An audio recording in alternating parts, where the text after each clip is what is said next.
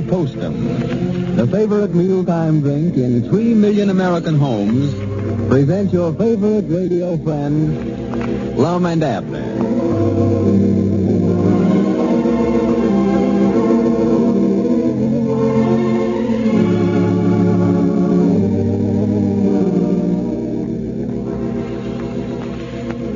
If the latest scientific reports are correct, all you people who spend your nights counting sheep to get to sleep will soon have to do your counting by twos. For science is now creating a breed of sheep that will produce twins only. Actually, of course, whether you count sheep 1 by 1 or 2 by 1 or 2 by 2, it's not going to put you to sleep a bit faster. The only way to cure sleeplessness is to find out the cause of it and then get rid of that cause. Maybe in your case, it's coffee that keeps you awake. Although many people can drink coffee without staying awake afterwards, many others cannot. If you suspect that coffee is robbing you of sleep, try drinking Postum instead of coffee. For Postum does not contain caffeine or any other stimulant that could possibly disturb your rest. And it's a drink you'll enjoy right from the first sip, because it's such a cheering, tempting, flavorful beverage. For your convenience, it comes in 2 forms. Postum cereal, the drink you make by boiling or percolating, and instant Postum, made instantly in the cup. Drink either form regularly, and if you think coffee's been keeping you awake, see if you don't sleep better and feel better after you've switched to Postum. And now, let's see what's going on down in Pine Ridge.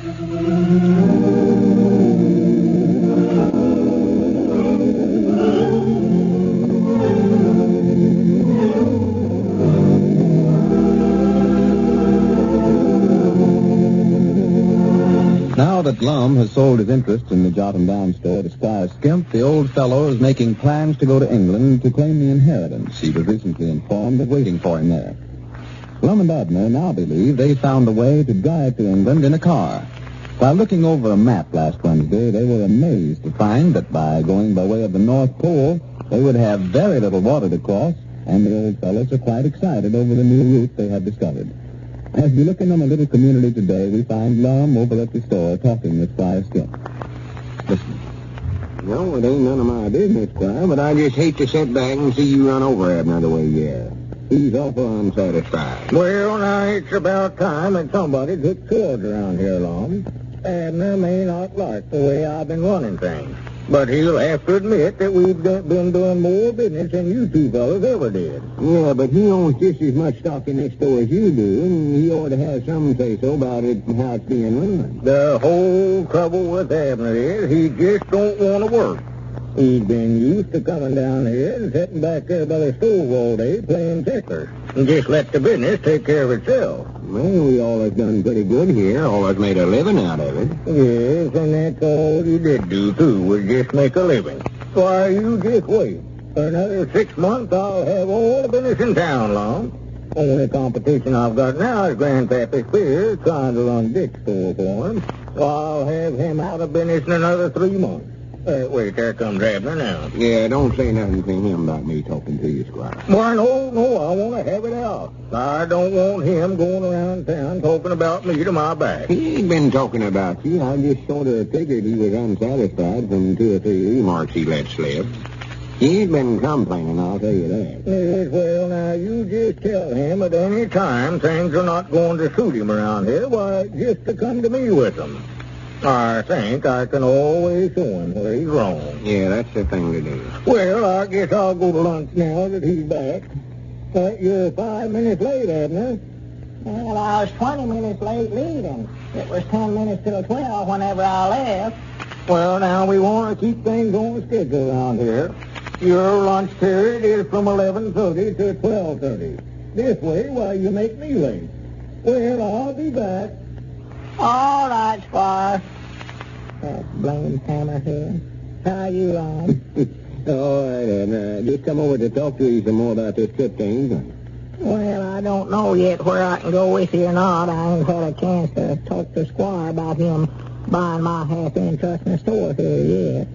He was in the county seat all day yesterday getting some new merchandise for the store. Well, that's one reason I wanted to see you before you did sell out to him. I don't know know we better try to drive from here to England in a car or not, Abner. What's the matter? Well, I was talking to Mose Moots about it down at the barbershop this morning. He says we'll run into an awful lot of trouble, he said. Trouble? Yeah, he says everybody can't drive a car up through Alaska and down through Siberia and get to England that way. Well, did you tell him that we looked it up on the map? Yeah, but he brung up a lot of things that I hadn't thought about. For instance, that's clean up there by the North Pole, you know.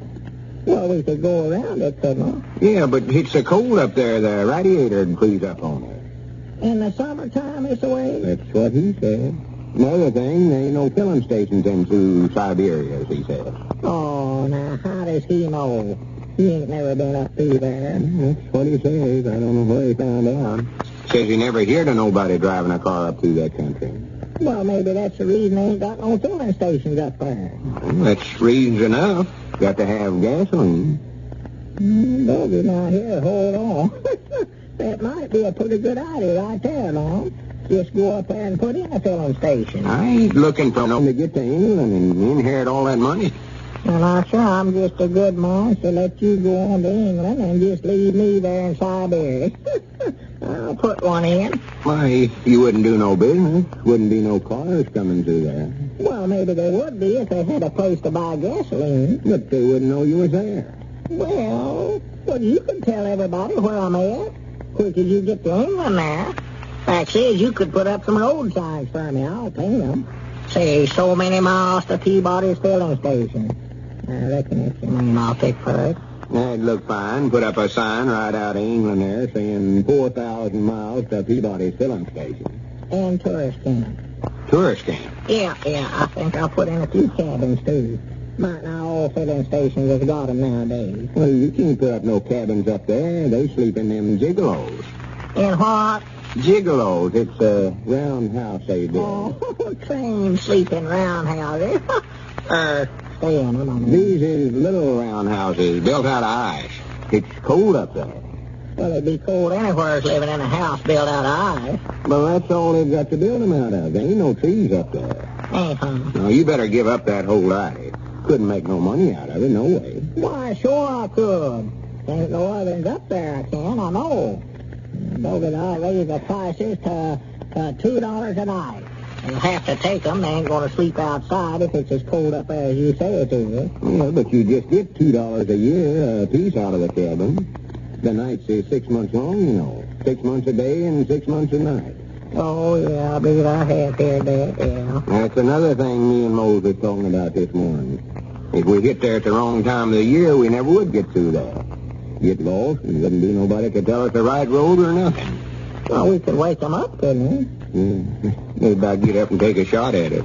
You know how grouchy you are when somebody wakes you up after you just been asleep for 4 or 5 hours.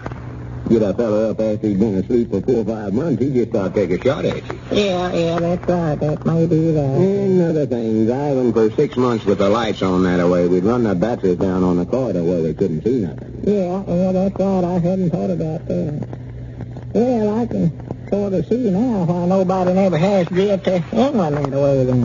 Of course, if we hit it in the daylight, it wouldn't be so bad. Well, I don't know where I can sit up for 6 months and drive and off. In a month or two of that, and I'd have a little trouble holding my eyes open. Yeah, well, we just have to take out and sleep some, I know. Bet they laugh at us up there about it. Regardless of what they do, just tell them we ain't used to it. Yeah. But I can see now why one of them tourist camps wouldn't do no good. Yeah, that's more like you know, put none of them in. Just one night a year, why, everybody couldn't make no money out of them. Well, I told you it didn't work. Yeah, but I just thought long as they weren't none up there, why, it might be a pretty good opportunity. Wouldn't have no competition in them. Oh, as far as that goes, you wouldn't have no competition if you put up a lighthouse here in Pine Ridge, neither. No.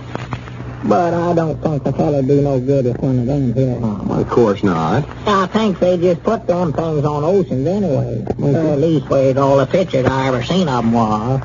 Sure, that's what they're for, so the ships can see where they're going. Well, I never thought they went no place. I thought they built them on the bank. So as the ships can see where they're going. No, come to think about it, it's so the ships can see where not to go. see where not to go. Yeah, that's what they're for. Looks to me like they'd be more interested in seeing where they are going instead of where they're not going. Well, to keep ships from running into the bank or some rocks or something. No. Well, what difference did it make? You want to put in on nowhere. Oh, no. There wouldn't be no place around here for well, except down there on the mill pond. And there ain't no ships on there.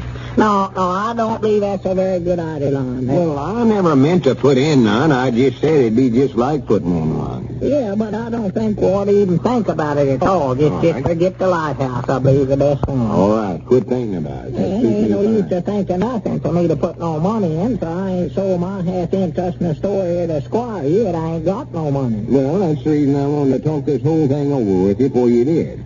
We ain't going, ain't no use to sell out to him. Oh, well, I don't know, Mom. Good minds do that anyhow.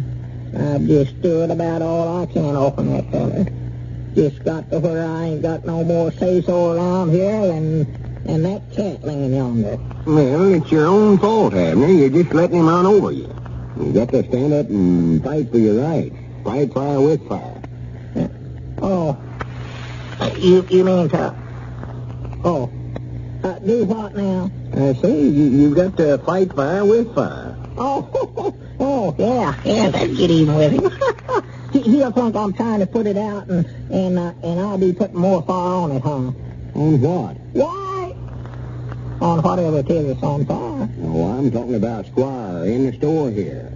Yeah, but the trouble with that is, Lum, if I burn up his half the store, I'd burn up my half, too. Well, I don't mean... Of course, now we got the thing insured. That'd be one way to get my money out of it. I believe that's a pretty good idea, Lum. Yes, sir, just do that. Just fight fire with fire. Well, you wouldn't want to set fire to the store here just to collect the insurance. That'd be unhonest. Yeah, that's right. It would, wouldn't it? No, that won't work. All right, Doggers, wait a minute, Lum. Wait a minute. I've got an idea. You don't understand what I'm talking about, Abner. Fight Squire with fire.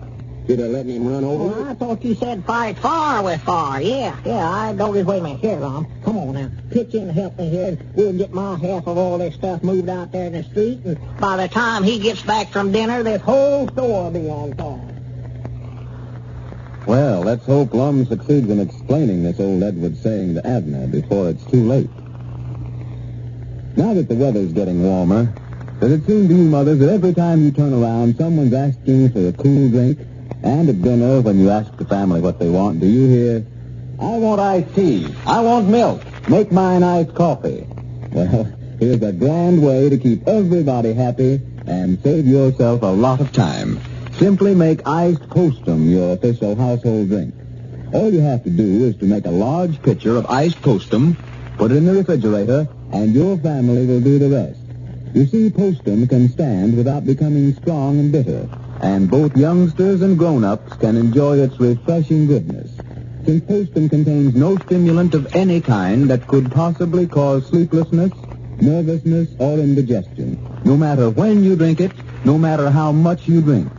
So order Postum from your grocer tomorrow and see if the whole family doesn't agree it's as cooling as a shower. The grandest summer drink you ever put on the table.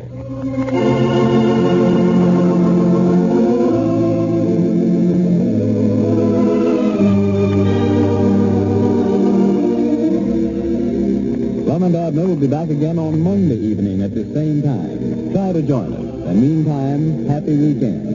Bill Cosby speaking. Listen to Columbia Broadcasting System.